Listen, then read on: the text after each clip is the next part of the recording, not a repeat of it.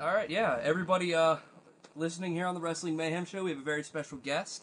On the phone with us is Xin Wuku from everybody probably knows him now from as Zen on American Gladiators.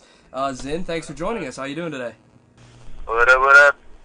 All right, that sounds a little bit better. Let's get this thing going. As everybody said, we got on phone Xin Wuku, Zen, American Gladiators. Yes, also known as the infamous Urban Ninja of YouTube. The Urban Ninja from, a lot of people have seen it from the Ninja Gaiden commercials. Oh, yeah. Totally. I was, I was pleasantly surprised when I found out that was you. Like, after I saw you on your first performance of American Gladiators, I began looking stuff up on you, and, bam, there you were, is the Urban Ninja from the Ninja Gaiden commercial. It was pretty cool. Yeah. I had my face covered most of the time, but people recognize me by my moves, my skills, so it's pretty cool. Awesome. Nice. That's definitely got to be a good thing to be going by then. I have here for sure. I have here in my notes. You also go by the Son of Heaven. How did that come about? The Son of Heaven is my nickname, my true nickname, I would say, and that came about. I was talking to my grandpa a long time ago, and he mentioned that our bloodline comes from the Han Dynasty, the original emperors of China, and in Chinese, the Son of Heaven is the Emperor of China. Wow, that's awesome. Yeah, he says we were exiled during the Three Kingdoms era, China's famous feuding era, and we ran to the mountains of Guilin and changed our title to the Hakka. And that's where we stayed in exile, and we're waiting for a chance to return to the throne as the Sons of Heaven. Nice, I like that. That's really nice. Wow. Yeah, and that's where my symbol comes from. The Chinese symbol that I always wear on my back. You might see it in a lot of my videos or on my webpage. It's the symbol stands for heaven. Oh, okay, it makes sense now. Yeah. Also read, I guess, if anybody really wants to see this, go to originalzin.com. There's tons of information on this guy. I enjoyed reading it. It was a really good read. And he enjoyed reading it to us too. Yeah, I read it to them before the start of the show, and it was they had a good time with me emphasizing your words. So. Right on. Yeah, I try to write so people enjoy the read instead of just having to go through it and hating it. Now, speaking of your site, I do have to comment. There's one section called Monkey Poo. Right. which we find rather ironic because I'm in a band and our website is monkeyflingspoo.com. Oh, no way. Right on. But how did the Monkey Poo section come about? Monkey Poo is it's pretty much like just blogs. It's what I like my daily life. Well, I try to write as much as I can, but it's just like the crap the crap that I go through every day, and updates. Excellent. Stuff like that.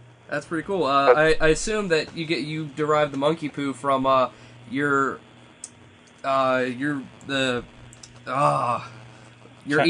pretty much. Your evolved monkey combat that you created yourself and gave birth to. Oh yeah. Tell us a little bit about the EMC. EMC formed about 5-6 years ago. It's after I started doing I felt like I needed to get out there more, So I hooked up with these guys and we started doing live shows, at colleges, festivals. We did like birthday parties. We did like a bar mitzvah one time, and we needed a name. We needed like a cool name, and I came up with Evolved Monkey Combat. And like a year after that, we teamed up with another group of guys. And their team was called Flung Dung, actually, and we were like, our team's fused, but we needed like a cool title, and I was like, Flung Dung might not pass for in the public, so we decided to call it EMC Martial Arts for Hire, and now we've upgraded from doing shows to stunts in movies, and we do the commercials, and we get hired out as like a whole team. And the team is like it's an awesome collaboration of martial artists, acrobatics. We have break dancers, we have choreographers, video people. It's a good team. Yeah, I watched a good many of your videos, and they all pretty decent productions and one of my favorites was the Ninja versus Pirate. Oh yeah, definitely. Yeah, Ninja vs. Pirate was absolute our step up. That's when we started using real cameras. But yeah, we put the costumes all together. We choreograph it, write it, direct it, and yeah, we plan on making like many more as soon as our budget fits. Yeah, I looked around. I was looking for part 2 because it's a Ninja vs. Pirate part 1, and there was some knockoff animated one that really pissed me off. So. Yeah, totally. So we're planning on filming the whole thing. I wrote the whole thing out, and actually we were supposed to film the whole thing, but I bought this prop gun right for the pirate because the pirates, they use guns. Yeah. They're cheating bastards, and we were filming in a parking lot, and we don't have permits or anything. We film all our stuff guerrilla style, and so there were cars constantly going through the set, and someone left a gun on the floor, and a car came by and ran it over. So it just completely stopped our production. Oh man! and we can finish the skit. Oh, that sucks. But what better? But we definitely plan on continuing that one. Nice. What better way is there to shoot than guerrilla style? There really isn't. I know. Totally. I know. I mean, go ahead. Right? Go ahead. I mean, coming from like our standpoint, we've never had like a lot of money, and we've always wanted to shoot the stuff that we write out. But and guerrilla is absolutely the best way. And we've been shooting with just little snap cameras, just little like 10 megapixel cameras, and set it in video mode, and that's like the majority of our videos are from that. Wow. Nice, that's pretty good. Us guys ourselves and a few of our friends, we actually have our own quote-unquote backyard wrestling thing going on, so we know exactly what it's like to be doing things guerrilla style. Yeah, definitely. I've wrestled in many of baseball parks and elementary school playgrounds in my time. So. yeah, totally. It's get in where you fit in. Yeah, pretty much the way to go. Pretty much. Couple other things. I also read on your page that it seemed like you had a pretty rough time growing up, moving all around and then moving over here to the States and buying a last name. Oh yeah. I mean, I was born in the jungles of Cambodia, and around 2 or 3, that was the time of Civil War, and the Khmer Rouge, they're like in power, and they pretty much invaded the village that I was in, so it forced us to flee into the jungles, and we ended up being refugees in a camp in Thailand, and we had to buy a Vietnamese last name because I don't know, they were favoring the Vietnamese people, so we ended up buying the last name San, and it just bumped us up the list to come to America. We got sponsored America. We got sponsored. Settled in Santa Ana, like crappy parts of Orange County, and yeah, fought our way till now. Yeah, it seemed, like I said, everybody, if you want to go to his website, originalzin.com, it truly is a really inspirational reading the pretty much the tale of your life, or I think you quoted it, the legend. I was inspired. Just pretty much you struggled and got everything you have. You worked really hard for, and that's very, very respectable. Sure. Thank you so much. Yeah. I mean, I hope a lot of people can read it so that they can, see my story and see that it's not. I didn't have like a great upbringing. I didn't have like money to support me, and it pretty much just teaches that anybody can do what I do. Yeah, very, very much so. A couple other notes I have here, talking about you growing up. Your nickname for yourself, the Dojo Destroyer. The Dojo Destroyer, yeah. The age of the Destroyer. That was a good time. That's when I started learning martial arts, and I got pretty good at it. I was what they call a genius. I picked up really fast, and when I was learning, it was all about the combat part. It was all about learning how to defend myself. and the art of war, and I was constantly wanting to test it. So I jumped around from school to school, dojo to dojo, fighting black belts, challenging and fighting the black belts, and I just got the nickname from it. But yeah, I thought I was good until I stepped into the ring with a kickboxer who pretty much raped me. Messed up my legs. Took me out for like 2 weeks. I think I was limping around for 2 weeks, and after that I tried it. I started studying and fell in love. It's a very, very valuable lesson to learn, I guess. Definitely. Very humbling, actually. Well, hey, they say what doesn't kill us only makes us stronger. If I throw in a cheap thing in there. Another thing I'd read crossing through your stuff was you were part of Jackie Chan's Disciple of the Dragon. How was that working with one of the greats of Chinese movie legend?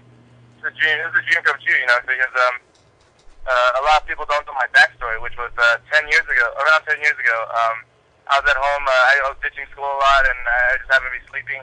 I hear and tires screeching down my street, and it's my friends. You know, they're honking. They're all like, "Jackie Chan's at Walmart. Jackie Chan's at Walmart." And I'm like, "Man, shut up. Jackie Chan doesn't shop at Walmart." and they pull out a flyer, and it's like it's Jackie Chan. He's promoting his Rush Hour 1 and also his new autobiography. And I was like, damn, let's go. So I throw on some clothes real quick, and I'm all like dirty, and my hair's all tossed and stuff, and we get to Walmart, and there's a line like 2 times around the block. So I'm sitting there for like 3 hours, and finally I'm like 5 people behind, like ready to meet Jackie. I'm like, my palms are sweaty. I'm like, oh, what am I gonna say? So I finally get up to him, and like I say as much Chinese as I know, which is like ni hao, Kung Pao chicken or something. and I say, like, I'm a big fan, you know, like, and I want to join your stunt team. And Jackie Chan's stunt team is like prestigious, you know, it's worldwide known, and they're just crazy. And Jackie Chan, he's like confused. And he looks at his like bodyguards and producers and stuff, and he says, "Hey, this kid wants to join the stunt team." And they all start cracking up. They all start laughing at me. And I'm like, oh god. And then Jackie Chan turns on, and he starts laughing too. And like my heart is crushed, you know. I'm like, Jackie, how could you? and while the guys are still laughing, Jackie like gets my book and signs it, and he goes, like, maybe when you get a little older, you know. And so I turn around, and I got this fire inside me that like blazes. So that's when I started my real training, my martial arts training, my acrobatics, and my acting, all that stuff. And all because like I want Jackie to like recognize my skills, you know. Mm-hmm. And then last year, I find out that he's having a competition where he's looking for a disciple. And I'm like, here's my chance to show Jackie what's up, right? So I go and compete, and then I get chosen to go to China to continue the competition to become Jackie Chan's disciple. And I get there, I make it to like the third round, and it turns out I don't know enough Chinese. Like I studied everything I needed to, except for the freaking language. And so I get kicked off, and I'm like, oh man, dude, I messed up my chance, right?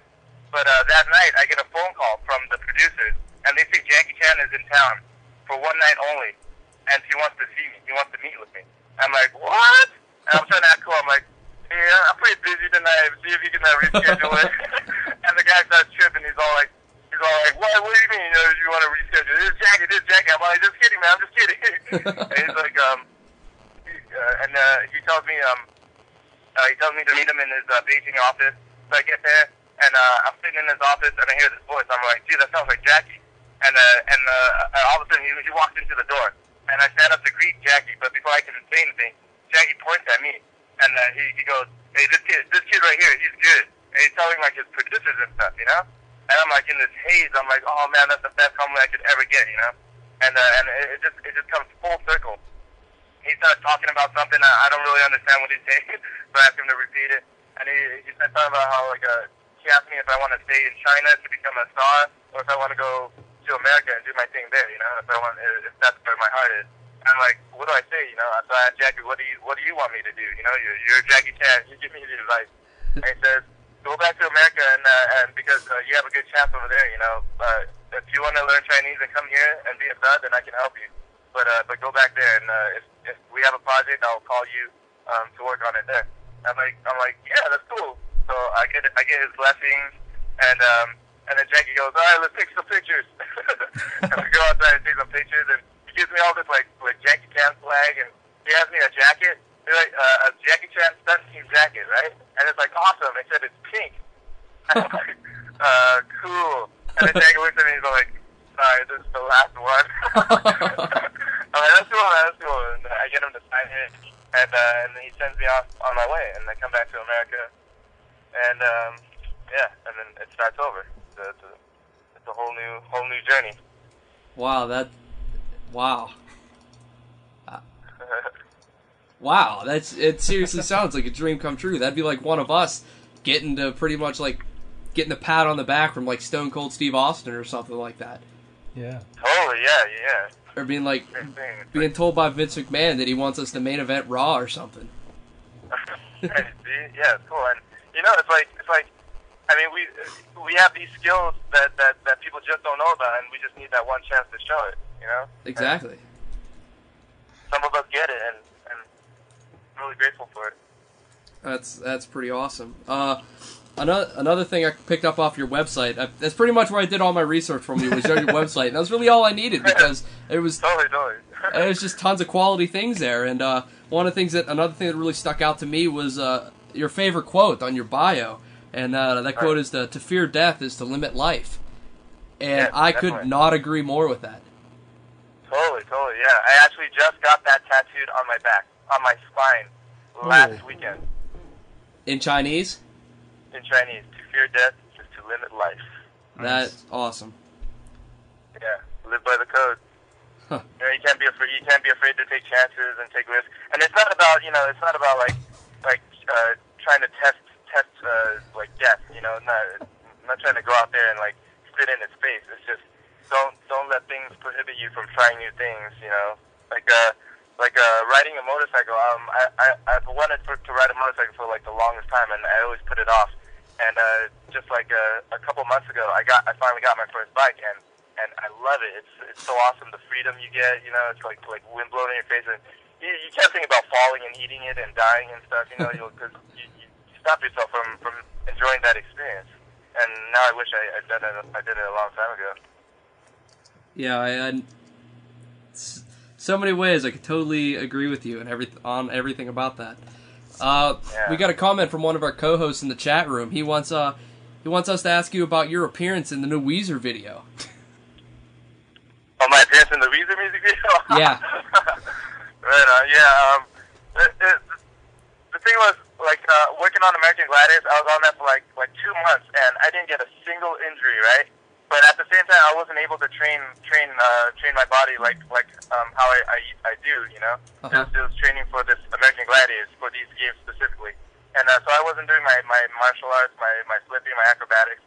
And the show finally ends, and I go to this audition where they asked me to do all of my stuff, and I do it, but I guess my body forgot how to land some of the moves, and I ended up messing up my ankle, and then the like 2 days after that, I have to go shoot this Weezer music video, and they're like, all right, then what are you gonna do? We got these tables and these walls and stuff. I'm like, dude, my ankle is jacked. I have this stick in my car that I'm gonna wave around really quick to make it look like I'm a pro with a sword, and they're like, all right, cool. so they film like all this stuff, and I finally see the video, and it's got like my back for like 0.2 seconds on it, and I'm like, dude, that sucks, you know, because I had a chance to show off some more of my skills, but I didn't. And but the Weezer, the director ended up calling me last weekend, and he said he asked me to come in to reshoot some stuff for the video, and I'm like, but the video's already out, right? And he's all like, yeah, but we're gonna do like a director's cut and everything. And I'm like, are you gonna pay me? And then, no, we can't pay you anything. I was like, all right, screw it. Huh. And my ankle hasn't fully healed either, so can't really do much. Wow. We got a couple other questions in the chat room. One of our fans, Mad Mike, he's asking, what was your favorite event doing Gladiators? And what do you think of Gina, also known as Crush's MMA MMA debut from last Saturday. Oh. And whose debut? Gina or Crush? Crush? Yeah. Oh man, Crush is so sweet, dude. She's like, and she's a beast when you put her in like in a game, and she'll just like murder whoever you put in front of her. but backstage, she's so sweet. She's actually like kind of shy, which is like cute as hell. Yeah. Plus she's hot. And everything. And she's a fighter. You know, she's a real fighter. And she actually had a fight like last Saturday. Like, last week or something. Yeah, it was last Saturday. And which she totally. Yeah, so she's real, man. She's awesome. She totally kicked the other girl's ass. Yeah. Second round TKO. It was awesome. No surprise. I'm a huge Crush fan myself. That's one of my favorite game. There was a game called Rocket Ball that it's just like you're tethered to this rope that just yanks you up when you press a button, and it's just so awesome because I like being airborne, you know, and this thing is. Well, when I was on it, I wasn't even playing the game. I was just running as fast as I could to press the button so I could go up. That'd have to be my favorite. I think that there's no real challenge to it. Nice. I think that was actually the game you debuted on, wasn't it? It's the what? I think that's the game you debuted with. No, I debuted on the wall. Ah, that's right. Yeah, it was the wall. Yeah. Okay. Which is fun too because I climb walls like all the damn time. So who's better at the wall, you or Rocket? Man, you know what? Like when I first showed up to training, and this guy Rocket was like murdering the wall, right? I'm like, dude, I can climb this wall faster. So I was climbing it, and like the first time I tried it was 13 seconds. I'm like, yeah, 13 seconds. How do you like that? And the trainer was like, the slowest girl is like 14 seconds. I'm like, oh man, I gotta practice some more.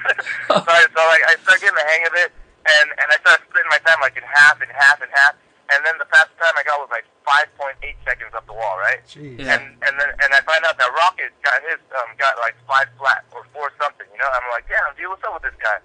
And then I find out he's a freaking rock climbing teacher. Oh, and I'm wow. like, dude, how come this guy doesn't climb faster? Yeah, I remember him competing in season 1, and just nobody could touch him on the wall at all. Yeah, totally. Yeah, I ended up watching some of the clips, and yeah, he does smoke on that wall. So, you know, I bring style to it, so it's not just about climbing the wall; it's about making it look tight. Awesome. We actually, the end of last season, we interviewed Tanawai or Toa here with us, Yeah. and he seemed really cool. And of all the gladiators, which one did you get along with the best or find the most personable? Oh wow, dude! There's like, when first going into the gladiators, you know, like my manager and agent, they're all like, there might be a lot of like macho guys there, and like, be careful, take care of yourself and stuff, you know. And I was like, yeah, probably, because these are big guys, and like they like being in the spotlight, you know. But once I got there, man, they were so cool. It's like a whole like family there, you know. These guys took me in, took care of me. They're all like, oh, be careful, you gotta stretch out for this, and just showing me the ropes, you know. And like Toa is so cool. But you know who ended up being the coolest, which was like a real surprise because you know on the show he's like this jerk, but Wolf, he's like my brother there, you know. He's like he held my hand throughout the whole thing. He's really cool. He's always asking me what's up, how I was doing, you know, getting to know me and everything. And dude, he's like the coolest guy. Awesome. Hollywood. His name's Hollywood. Yeah, Hollywood Yates, I believe, is his real name. Yeah, and plus he's a freaking rodeo clown. He's a rodeo clown, and he does wrestling as well. Yeah. Wow, that makes him so much. He's so not that intimidating now that I know he was a rodeo clown. I don't know, rodeo clowns. No, man, I see some of those rodeo clown guys. Man. Those guys got balls, dude. Nah, yeah. Yeah, those guys are the toughest guys out there in a rodeo. What are you talking about? Get chased by a bull all night? These guys are fighting bulls, dude. These guys are taking hits. Yeah, Exactly. okay. I stand corrected. I guess, well, first, how did you end up on the Gladiators? What was that? How did that come across you? Man, you know, like I'd say 95% of my gigs comes from my video on YouTube, my Urban Ninja video. Mm-hmm. And this was the same. They saw the video. They're all like, dude, we need a freaking ninja on the show. So I was like, yeah, we found him. So what? Yeah, so they called me up. They're all like, what do you think? You want to be a gladiator? And I was like, I wasn't sure. They're all like, you want to be on American Gladiators? And I was like, as a contestant or a gladiator? And they're all like, no, a gladiator. And I was like, you know, I'm not 7 foot tall, right? Like, no, we need like this. We need an Asian, nimble, like ninja gladiator. And I was like, so pretty much you're looking for me. Awesome. Excellent. Yeah, but like in the end, it feels like I fit the Asian quota that they were looking for. You know what I'm saying? It's cool that they wanted me for my skill and all, but you know, they ended up naming me Zen. I was like, dude, come on, you gotta be a little more creative than that. Yeah, that's what. When I was looking up all the details for season 2, and your name came up, and I was like, ooh, they're going there with that. Yeah, I'm not too sure about that. Yeah, because they're asking me like what name, or they were trying to use my real name, you know, Zen, because like, I was like, yeah, dude, that's dope. But then they're saying they're gonna own it, like the show was gonna own it, and want to be able to use it for like my own things. So I was like, fuck that. I mean, screw that. Yeah, and then so they're like, well, try to figure out some names that we can use. And I'm like, how about Assassin, or like Chosen, or like Son of Heaven, or something like that, you know? And they're all like, yeah, that's alright, that's cool. And then they're all like, oh yeah, we got it. We're gonna call you Zen. I was like, oh my god. Fucking bastards. Yeah, we totally. And I heard they started saying it so much that it just started sounding like Sin, you know. So I was like, that's cool. Just use that, and people will mistaken it for my real name. There's looking at the silver lining. But yeah, we welcome any type of profanity here, so you don't have to worry about holding back. All right, shit. I would have been cussing a lot more than fun. That's okay. Get your swear quote in now. We're good. Yeah, that's kind of what everybody that's says. The interview over. I got a question about your Urban Ninja. Did you film your Urban Ninja video, and then it was you're pretty much commissioned to use that for the Ninja Gaiden commercial, or did you film that exclusively for that commercial? For the Ninja Gaiden, when they talked to me and came with me with the idea, they let me pick every stunt, every location, and they pretty much gave me like total control of the project. Nice. And they liked how the Urban Ninja one came out, and how it was like raw. It looked raw. It looked dirty. You know, like not filmed with a whole crew and everything. And that's actually how we shot it. We just got like 2 or 3 people with handheld cameras. Nice. It looks good. I remember seeing that. I remember seeing that commercial for the first time, and the little tagline they have where it's like, "Do not attempt, professional stunt ninja." And I remember laughing for 20 minutes after seeing that. Yeah, that was tight. Oh, there I did. A couple questions from the chat room. People were asking, what was it like to work with Hulk Hogan? Oh man, Hulk is cool as hell. Except that he's like, when I first met him, he was like really nice. You know, he's all like, "Hey, brother," and I was like, "Yeah, what's good, man?" And then we actually have the same agent, Hulk and I. So he saw some of my stuff already, and he's after like you talk to him and he greets you, he's like really mellow. He's really chill, and he limps from all that wrestling, you know, he did. Yeah. Yeah, so he has like a cart that takes him around, and the ass he tried to steal, but that who tries to steal?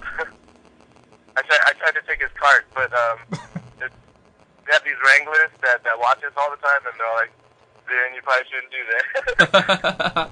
Yeah, but it's really cool. He put me like in this headlock, like he put me like in his muscle, and he did like he flexed, so he like squished my brain. But that was really cool of him. Yeah, but he's a big guy. Speaking of wrestlers, there's Matt Morgan who's on there. I think he goes by the name Beast. Tiny. You call him Tiny? We've yet to see him debut. How impressive is he? And I know a lot of us wrestling fans have been have been interested in seeing how he turns out being on there. Oh, he debuts. I forget which one he was, but he comes out in like this cage, and it's a killer entrance. But yeah, he's like a mountain, man. I didn't get to see him play any of the games, like while I was in the back because I was like sleeping a lot. but yeah, as far as I know, he was like dominating. He's like he's the biggest guy there. Like Justice was the biggest guy there, and in the gauntlet, Justice is always like in the back, you know. Yeah. And then I saw them put him in the gauntlet, and he was actually the guy in the back. So he's like the final guy now. Jeez. Damn. So how intimidating was it being? I think you're probably one of the shortest guys there. How was it like being around all these guys that are like 6.5 feet, 400 and some pounds or whatever, pure muscle? I mean, like I used to fight, you know. So I used to be in the ring. I did like a couple underground matches. So and learning the whole combat thing, I was never intimidated by people, no matter what the size. You know, 2 arms, 2 legs. If you got them, I know how to beat you. So. And these guys, I knew they weren't going to be aggressive or anything to me, so I was never like really intimidated by them. But you know, standing next to them, it's crazy to see how freakishly big the human body can get. Yeah, but everyone's just so cool that you don't feel any intimidation there, and it's just a big family, you know, the girls, the guys. Everyone's real cool with each other. Speaking of the girls, it wasn't intimidating. It wasn't intimidating being around Helga at all. No. You know what? I don't want to say this, man. Fuck it. Like when I first got there, I was like, "Oh, it's Helga, cool."